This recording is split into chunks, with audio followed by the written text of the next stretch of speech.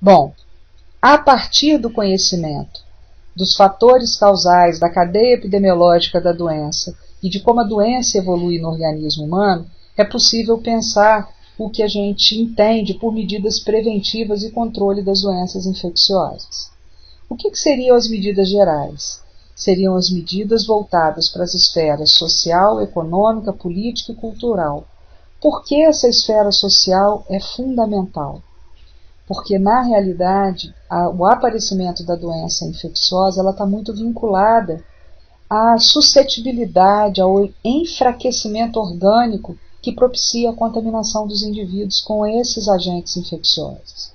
Então, uma população que se desenvolve econômica, socialmente, politicamente e culturalmente, acaba tendo acesso, por exemplo, melhor à alimentação, o que melhora a sua situação de resistência frente ao aparecimento dessas doenças.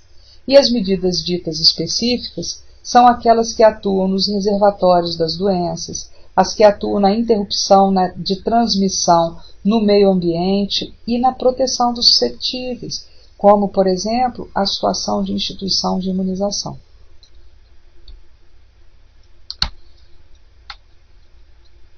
Como se apresentam, na atualidade, as doenças infecciosas na coletividade? Como que se quantifica isso? Qual a quantidade dessas doenças hoje na sociedade? Conforme já dito anteriormente, a mortalidade por doenças infecciosas tem diminuído consideravelmente. Porém, devem ser considerados os óbitos não registrados. Subnotificação é uma situação real, principalmente no Brasil. Infelizmente, algumas doenças ditas como doenças evitáveis ainda geram mortes no nosso país, principalmente as infecções intestinais, ou seja, as diarreias. As fontes de informação que viabilizam essa leitura são os sistemas de informação sobre morbidade, que são adquiridos através das notificações das doenças, dos inquéritos, ou seja, nas entrevistas, avaliações clínicas sobre adoecimento, e pela epidemiologia sorológica, a partir do momento que se conseguiu, por meio de exames laboratoriais, a dosagem de anticorpos, como a leitura de IgG e IgM. Os indicadores epidemiológicos demonstram o quanto que morre e adoece, e se adoece numa localidade pelas doenças infecciosas. São apresentados por meio da leitura de incidência, na realidade, incidência significa leitura de casos novos, e a leitura de prevalência, que na realidade se traduzem na leitura de total de casos dentro de um determinado período de tempo. E percebe-se que no que se refere à morte por essas doenças, tanto incidência quanto prevalência têm se diminuído no Brasil. Bom, existem alguns indicadores epidemiológicos ditos experimentais que são realizados dentro de laboratórios que conseguem medir algumas características muito importantes em relação a esses agentes que na realidade geram as doenças infecciosas. Para a construção desses indicadores epidemiológicos experimentais, o primeiro passo é delimitar o tamanho e a característica da população a ser investigada e realizar a leitura dos indicadores. Que indicadores são esses? A capacidade do agente de produzir infectividade, a capacidade de produzir patogenicidade e virulência. E eles são calculados da seguinte forma. Primeiro, delimita-se o grupo de pessoas que se colocaram expostos a um determinado agente. Então, por exemplo, 60 pessoas se expuseram a uma determinada bactéria. E aí levam essas pessoas para dentro de um laboratório e avaliam o número de pessoas que se expuseram ao agente infeccioso, quantos se infectaram. E verifica-se a quantidade de pessoas que se infectaram a partir do contato com o agente. Por exemplo, se 60 pessoas tiveram contato com o agente, 30 se infectaram, significa que 30% das pessoas desenvolveram infecção, ou seja, A infectividade desse agente é alta. Quem tem contato com o agente, 50% evolui para infecção. Dos 30, 15%, aí eu pego o total que se infectaram. Quantos se infectaram? 30. Dos 30, 15 desenvolveram a doença. Ou seja, é uma doença altamente patogênica. Quem se infectou, 50% adoeceu.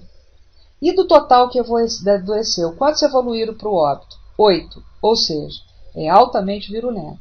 Do total de pessoas que adoeceram, 50% evoluíram para óbito. Por isso que quando vocês pegam uma doença para estudar clinicamente, às vezes o autor começa a sua descrição assim: trata-se de uma doença infecciosa, altamente infectante, altamente patogênica e altamente virulenta. De onde eles tiraram isso? A partir desses estudos experimentais em laboratórios.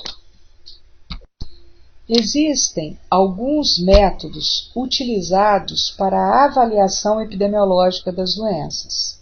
Dentre esses métodos, destaca-se o que se chama de estudos analíticos de observação.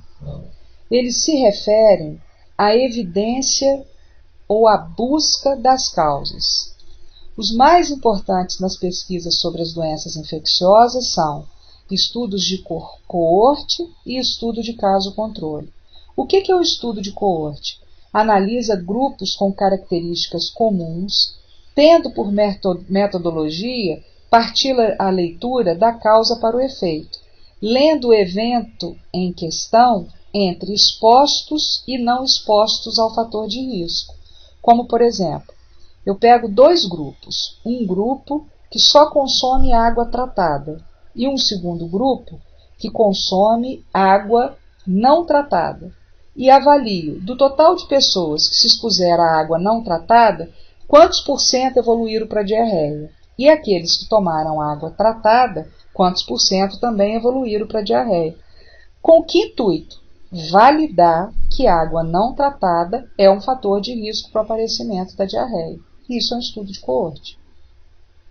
Outro estudo é o estudo de caso-controle. Também analisa-se grupos com características comuns, tendo por metodologia a leitura a partir de dois grupos, um grupo de doentes e um grupo de expostos ao fator de risco da doença. Quer ver? Um exemplo para vocês é a associação entre contaminação de toxoplasmose na gestação, resultando em retardamento mental no feto dessa mãe que se contaminou com toxoplasmose. Então, qual a doença em questão que eu estou analisando? Retardo mental. Então, eu pego um grupo de pessoas com retardamento mental e avalio dessas pessoas que têm retardamento mental, quantos por cento as mães se contaminaram com toxoplasmose na gestação e quantos por cento não se contaminaram. Depois eu pego um grupo de expostos. Quem são os expostos? Crianças de mães que foram positivas para toxoplasmose na gestação e avalio no decorrer do tempo quantos vão evoluir para retardamento mental. Isso é um estudo de caso-controle. Além disso, existem também estudos para avaliação de impacto de ações instituídas para o controle das doenças infecciosas. Na realidade, são classificados estudos de intervenção, que avaliam esse impacto. Também podem ser feitos a partir de estudos randomizados. Randomizados é o quê? Aleatórios, ou seja, não tem critério.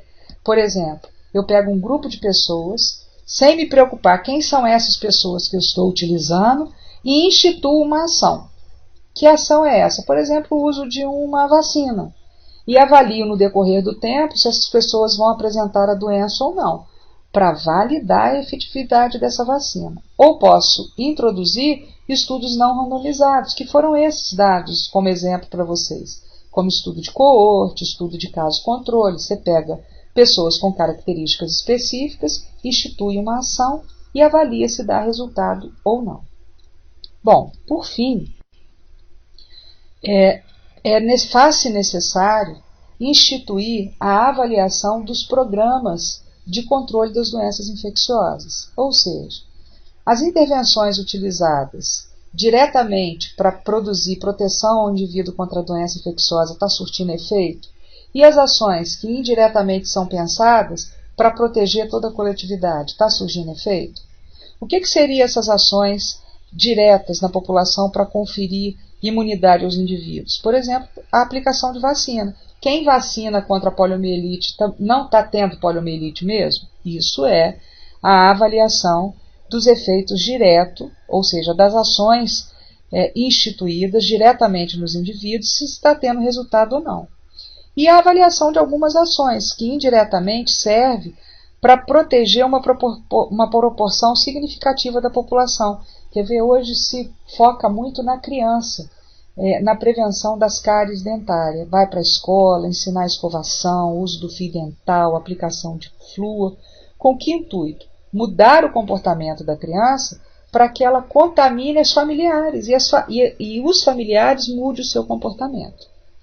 Existem, é claro, dificuldades de avaliação desses programas. Por exemplo, como que eu vou entender que essas intervenções têm dado bons resultados, fazendo leitura de total de casos, que seria a prevalência, ou leitura de incidência, que são casos novos, se as doenças forem subnotificadas? Como instituir pesquisa, como estudos randomizados e não randomizados, se a gente não tiver investimento em pesquisa? Como é que você monta, por exemplo, um grupo de controle, que ele fica 10, 20 anos sob análise, sob pesquisa? E outra situação que pode dificultar a avaliação é porque se a gente pensa assim, que ações precisam ser instituídas para controlar uma doença infecciosa? Tem que investir em saneamento, tem que investir em educação, tem que investir em trabalho, tem que melhorar a assistência à saúde. E se a gente reduz essa doença infecciosa, qual ou quais dessas intervenções foram as mais importantes?